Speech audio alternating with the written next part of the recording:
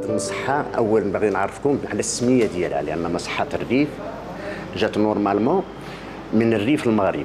المصحة كما كتشوفوا راه جاية في واحد المنطقة حساسة جدا. علاش حساسة؟ لأن حنا اللي جينا للخارة هنا معناه كاين واحد المجموعة ديال المصحات اللي دايرين بينا، وزيد على ذلك المستشفى محمد الخامس اللي كيبعد علينا واحد 5 ولا 6 المتر. معناته كان في واحد المنطقة اللي فيها منافسة شرسة في هذه المنطقة، وحنا كنتميزوا بواحد في هذا الميدان بأطباء أكفاء عندهم مهارات طبية عالية، وكنديروا تقريبا جميع العمليات.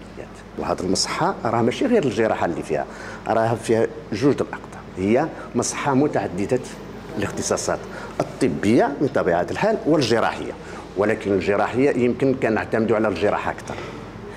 والأثمنة، حتى الأثمنة حنا راه الأثمنة ديالنا موازية مع الأثمنة كاملين، وكاين الأثمنة اللي منين كيكون الحالة المادية ديال المريض ما كتسمحلوش كنقصوا. بعض المرات راه كنديروا عمليات غراتويت فافور، ولكن كيخلص الأدوية ديالو. سميتو الأدوية راه ما يمكنش غتضرب جيبك وتعطيه، كنديروهم. بالنسبة لي أنا شخصيا اللي في الجراحة العامة كندير المسائل اللي أنا ما كنتخلصش فيهم.